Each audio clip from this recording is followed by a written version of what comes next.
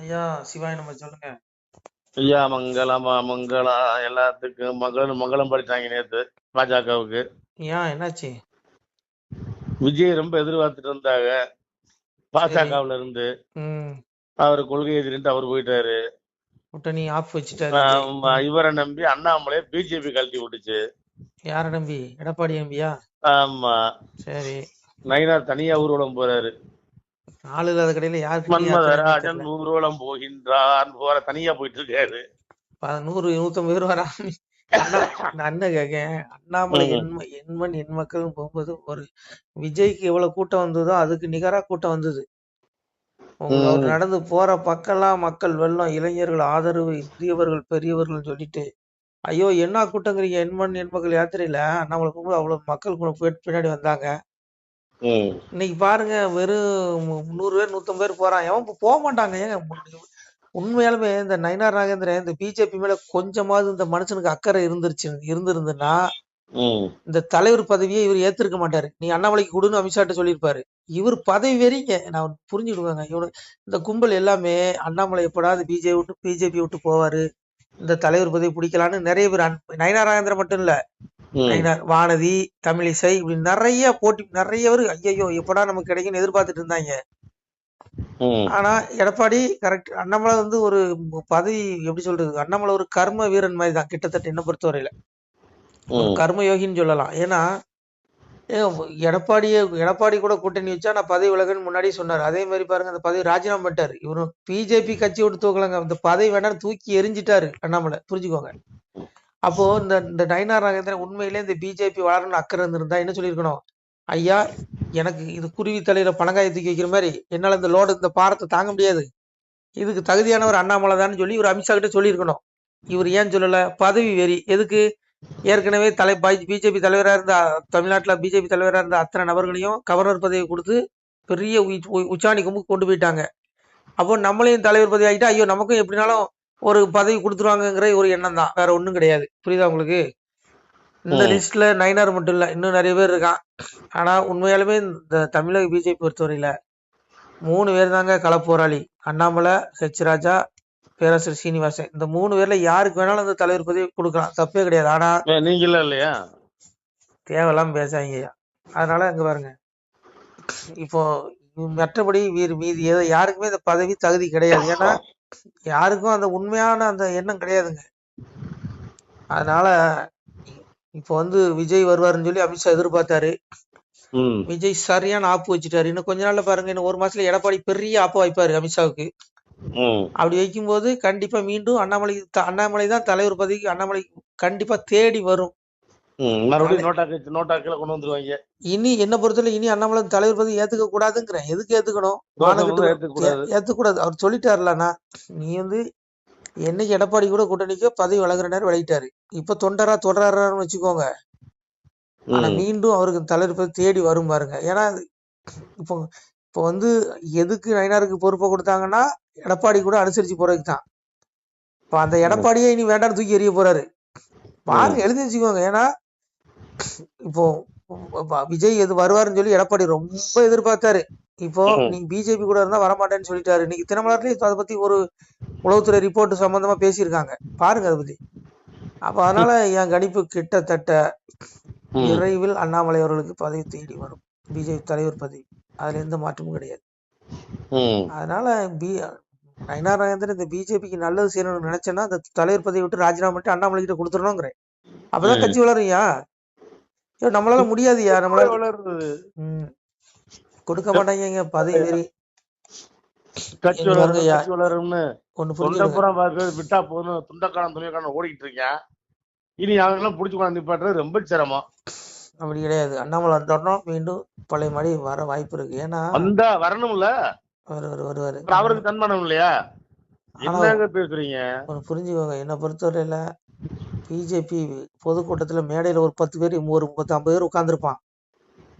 ஆனா இவன் எவனுக்குமே மேடையில உட்கார தகுதி கிடையாது. கீழே தொண்டர்கள் இருப்பான் பாரு, அவன் தான் மேடையில உட்காரக்கு தகுதி உள்ளவன். ஏன்னா அவன் மட்டும்தான் தமிழ்நாட்டுல பிஜேபி கால் ஊனணும், இந்த கட்சி எப்படியாவது ஆட்சி பிடிக்கணும்னு நினைக்கிறான். ஆனா மீதி எல்லாருமே என்ன நினைக்கிறான், மேடையில் இருக்கவன்லாம் நீ திமுக கூட வேணும் கூட்டணி வச்சுக்கோ, எனக்கு எம்எல்ஏ சீட்டை கொடுத்துரு, நான் எம்எல்ஏ ஆகணும், எனக்கு பதவி வேணும், இதுதான் அவனுங்களுடைய எண்ணமா இருக்கு. அதனால என்ன பொறுத்தல இவன் அவ்வளவு பேருமே பிஜேபி விட்டு தூக்கணுங்கிறேன். தூக்கி எங்க போய் சேர்ந்து தொலைஞ்சிட்டு போங்கடான்னு அனுப்பிவிட்டு பிஜேபி தொண்டர்கள் அத்தனை பேருக்கு சீட்டு கொடுக்கணும். இந்த தடவை பிஜேபியில தடித்து நின்னுச்சுன்னா பதவியில் எவனா இருக்கணும், அவனுக்கு எவனுக்குமே பொறுப்பு சீட்டு கொடுக்க கூடாது.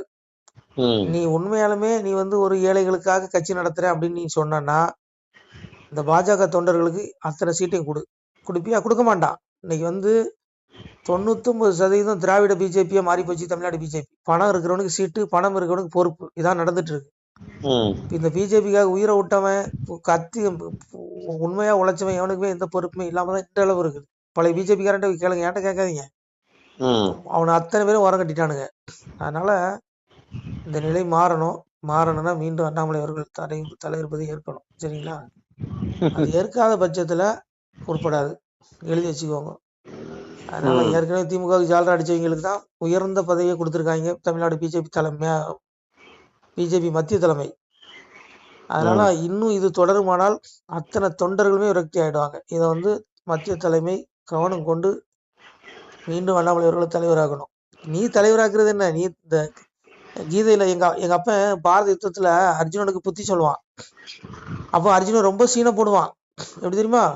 ஐயோ என் சொந்த பந்தத்தெல்லாம் நான் கொல்லணுமா, ஐயோ அப்படின்னு ரொம்ப விடான்னு சொல்லுவான். அப்ப எங்க அப்பா ஒரே ஒரு வார்த்தை தான் சொல்லுவான், பகவான், அடே முட்டாள், உன்னுடைய கர்ம வினை இயல்பினால் நீ வசப்பட்டு நீயே ஆயுதத்தை எடுத்து இவங்களை கொல்லுவாடான்னா.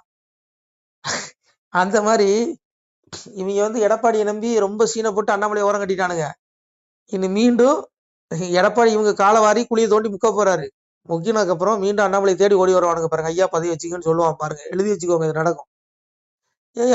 எடப்பாடிங்க பாருங்க, எடப்பாடி ஏறி ஏனியவே எட்டி உதைச்சவர். புரியுதா உங்களுக்கு? அவர் எப்ப வேணாலும் மாறிடுவார். அவர் கடந்த காலங்களில் யாரு கூட கூட்டணி வச்சாருன்னு கூட உங்களுக்கு தெரியலையா? போன தேர்தலில் யாரு கூட கூட்டணி வச்சிருந்தாரு தெரியுமா? அதே நான் சொல்லணும். அப்ப புரிஞ்சுக்குவாங்க, அவர் எப்படி வேணாலும் மாறிக்குவாரு. அதனால இவனுங்க தான் தலையில மானே மண்ணெளி போட்டுட்டானுங்க, அதான் உண்மை. ஆனால் மீண்டும் அமித்ஷா ஒரு நல்ல முடிவு எடுப்பாரு நம்புவோம். மீண்டும் இதே முடிவு தொடருமானால் கண்டிப்பா மறுபடியும் நோட்டா கட்சின்னு தான் சொல்லுவானுங்க. தாமரை சாக்கடையில் கூட மலராதுன்னு சொல்லுவானுங்க. ஏற்கனவே சொன்னானுங்கல்ல, அந்த மாதிரி சொல்ல ஆரம்பிச்சிருவானுங்க. அந்த நிலை மாறணும்னா மீண்டும் தலைவர் பதவி அண்ணாமலை கையில கொடுக்கணும். அதுதான் எல்லா பாஜக தொண்டர்களுடைய எண்ணமாக இருக்கிறது. எதிர்பார்க்கிறாங்க எல்லா தொண்டர்களும் ஒண்ணு புரிஞ்சுக்கோங்க, எந்த கட்சியா இருந்தாலுமே அந்த தொண்டர்களுடைய எண்ணத்துக்கு மதிப்பளிக்காவிட்டால் அந்த கட்சி அழிஞ்சு போயிடும். இவனுக்கு தொண்டர்கள் பேச்சையே கேட்கல. அத்தனை தொண்டர்களும் அண்ணாமலை பின்னாடி நிக்கிறான். நீ சம்மந்தமே இல்லாத ஒரு திராவிட கட்சியில இருந்து ஒரு நயினாருக்கு இந்த பாரதிய ஜனதா சித்தாந்தத்தை கொடுத்து பெரிய தலைவர், மாநில தலைவர் பதவி கொடுக்குறேன்னா அப்புறம் உன்ட்ட என்ன கொள்கை இருக்கு, உன்ட்ட என்ன சித்தாந்தம் இருக்கு? நீயே பச்சந்தி அறிக்கிய. நான் என்ன கேக்குறேன், நீ தோக்கிறியோ ஜெயிக்கிறியோ உன் கொள்கையில இருந்து நீ மாறக்கூடாது. ஆனா நீ உன் கொள்கையில இருந்து மாறிட்டீங்களப்பா, உங்களை எப்படிப்பா நம்புறது அப்படிங்கிற மாதிரி பிஜேபி தொண்டர்கள் சொல்றான். எனக்கு தெரியாது. நமச்சிவாய், திருச்சிட்டம்பலம். சிவாய நம. திருச்சிட்டம்பலம், தில்லையம்பலம், பொன்னம்பலம். சிவாய நம. உறவுகளே, சிவ அன்பர்களே, தற்போது தாங்கள் இந்த வீடியோவில் பார்க்கக்கூடிய இடத்துல ஒரு சிவாலய திருப்பணி ஒன்று நடந்து கொண்டிருக்கிறது. இந்த இடத்துல பார்த்தீங்கன்னா முன்பு ஒரு காலத்தில் ஒரு சிவாலயம் இருந்திருக்குது. அதாவது இந்த ஏரியா இப்போ ஒரு தென்னை மரங்கள், பனை மரங்கள் சூழ்ந்த காடாக இருக்கிறது. முன்பு ஒரு காலத்தில் இங்கே ஒரு ஊர் இருந்ததாக சொல்கிறாங்க. ஆனால் இப்போது சுற்று வட்டாரத்தில் 5 கிலோமீட்டர் சுற்றுலா ஊரே கிடையாது, காடு. இப்போ இந்த இடத்துல ஒரு சிவாலயம் அமையிருக்கிறது.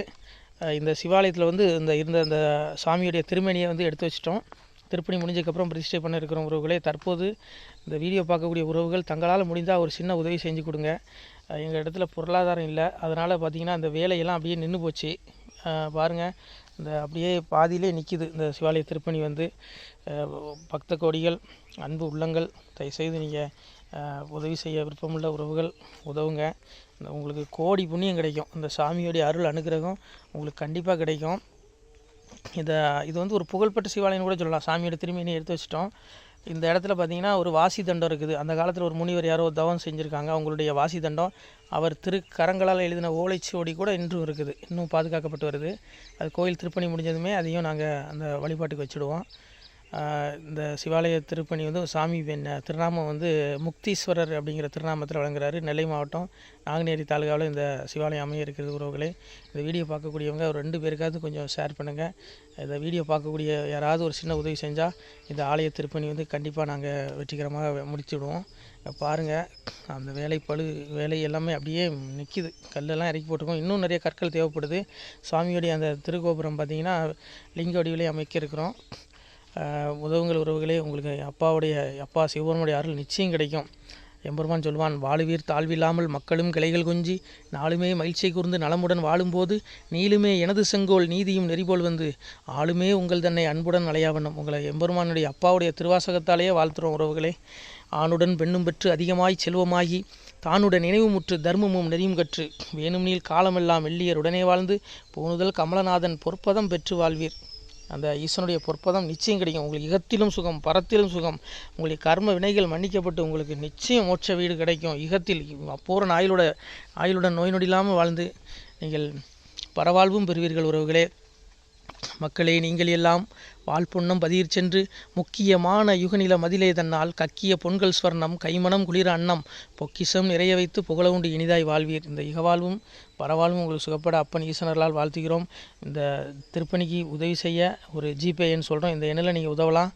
நீங்கள் இந்த எண்ணிலேயே நீங்கள் தொடர்பு கொள்ளலாம். ஜிபே, ஃபோன்பே, வாட்ஸ்அப் எல்லாம் இந்த நம்பர் தான். 93 85 44 31 06 93 85 44 31 06. இந்த எண்ணில் நீங்கள் உதவலாம், தொடர்பும் கொள்ளலாம். வாட்ஸ்அப்பு இந்த எண்ணு தான், ஜிபே இந்த எண்ணு தான் உறவுகளே. முடிந்தளவுக்கு 2 பேருக்காக ஷேர் பண்ணுங்கள். இந்த வீடியோ பார்க்கக்கூடிய யாராவது ஒருத்தர் சின்ன உதவி, நீங்கள் வந்து பெரிய அளவில் செய்யணும் கூட, நீங்கள் ₹1 நீங்கள் தந்தாலும் மனசார வேண்டி ஏற்றுக்கிறோம் உறவுகளே. உதவுங்கள். முடிஞ்ச அளவுக்கு கொஞ்சம் ஷேர் பண்ணுங்கள். நன்றி. சிவாய நம. திருச்சிற்றம்பலம், தில்லையம்பலம், பொன்னம்பலம்.